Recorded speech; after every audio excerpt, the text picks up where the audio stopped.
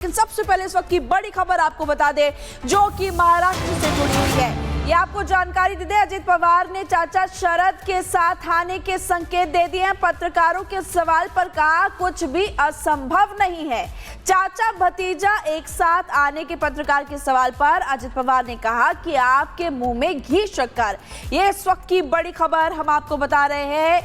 NCP अध्यक्ष ने ये बड़ा बयान दिया। अजित पवार ने चाचा शरद के साथ आने के संकेत दिए। पत्रकार ने दरअसल सवाल पूछा था और इसी सवाल का जवाब उन्होंने दिया है। राष्ट्रवादी कांग्रेस एनसीपी के दोनों गुटों के संभावित रूप से एक बार फिर से एक हो जाने की अटकलों को ये हवा देता है।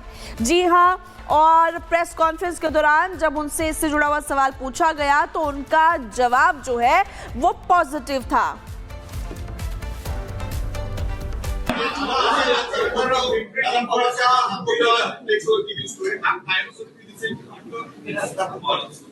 तुझ्या तोंडात साखर पडू।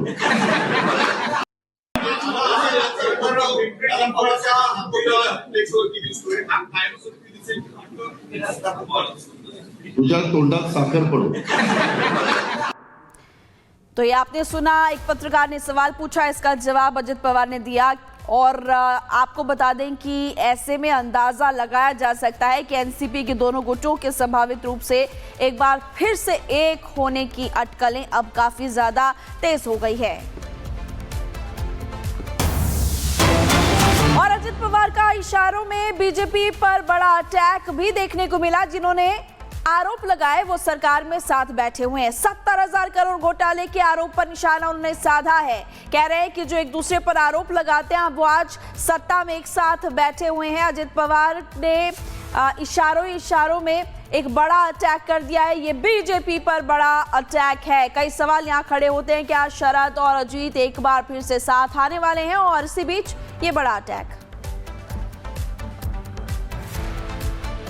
कोटीचा भ्रष्टाचाराचा आरोप झाला ना, ज्यांनी ज्यांनी केलं त्या सगळ्यांच्या बरोबर सरकारमध्ये आहे ना। आगामी नगर निकाय चुनाव को लेकर के अगर हम देखें तो एक काफी बड़ा बयान है। सत्यप्रकाश इस वक्त हमारे साथ जुड़े हुए हैं और उनका हम रुख कर लेते हैं। सत्यप्रकाश, ये बहुत बड़ी खबर है, क्या दोनों गुट एक बार फिर से साथ आ जाएंगे? ये पहला सवाल है। और दूसरा, बीजेपी पर भी बड़ा अटैक उन्होंने बोला।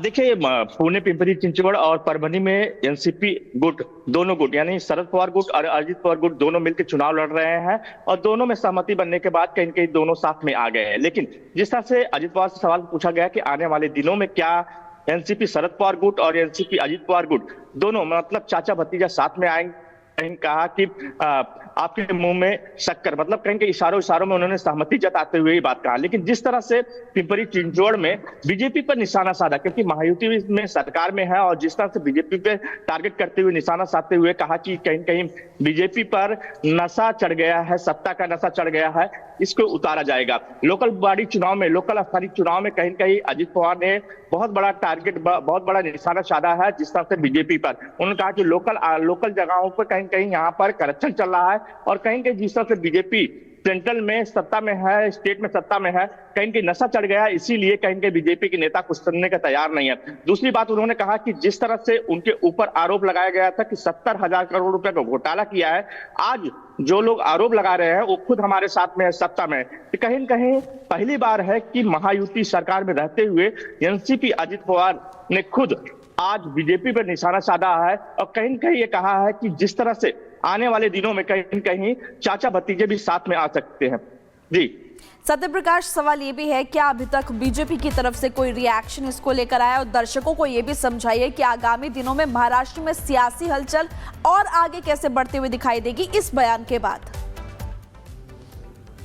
देखिए, बीजेपी की तरफ से अभी कोई रिएक्शन नहीं आया, क्योंकि जिस तरह से शाम को ही अजित पवार ने ये बयान दिया है और जिस तरह से निशाना साधा है बीजेपी पर, और जिस तरह से 70,000 करोड़ रुपए के सवाल पे कहा कि जो लोग सवाल उठा रहे थे, जो मेरे ऊपर खुद आरोप लगाए हैं, वो आज हमारे साथ सरकार में है, सत्ता में है, आप लोग देख रहे हैं। लेकिन जिस तरह से दोनों पार्टियां, चाहे एनसीपी अजीत पवार गुट हो या एनसीपी शरद पवार गुट हो, दोनों में सहमति बढ़ते हुए दिख रहा है, क्योंकि 3 महानगर पालिका चुनाव में तीनों साथ में चुनाव लड़ रहे हैं। और जिस तरह से अजीत पवार की सहमति दिख रही है, तो आने वाले में देखा जा सकता है कि शरद पवार और अजीत पवार एक साथ में फिर से आ सकते हैं।